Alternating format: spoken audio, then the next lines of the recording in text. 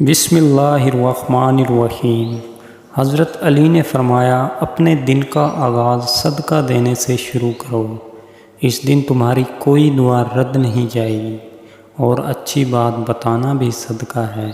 عقل مند ہمیشہ غم و فکر میں مبتلا رہتا ہے۔ توبہ کرنے میں تاخیر مت کرو، کیونکہ موت اچانک آئے گی۔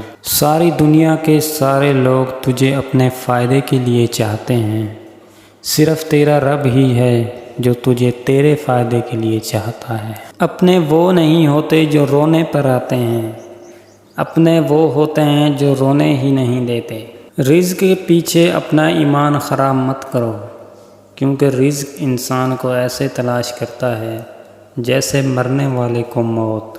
کوئی تمہارا دل دکھائے تو ناراض مت ہونا، کیونکہ قدرت کا قانون ہے، جس درخت کا پھل زیادہ میٹھا ہوتا ہے لوگ پتھر بھی اسی کو مارتے ہیں۔ اگر کوئی تم سے بھلائی کی امید رکھے تو اسے مایوس مت کرو، کیونکہ لوگوں کی ضرورت کا تم سے وابستہ ہونا تم پر اللہ کا خاص کرم ہے۔ ہمیشہ اخلاق سے بات کرو، کیونکہ انسان پر سب سے زیادہ مصیبتیں اس کی اپنی زبان کی وجہ سے آتی ہیں۔ انسان تین چیزوں سے محروم ہیں: غصے والا صحیح فیصلے سے، جھوٹا عزت سے، اور جلد باز کامیابی سے۔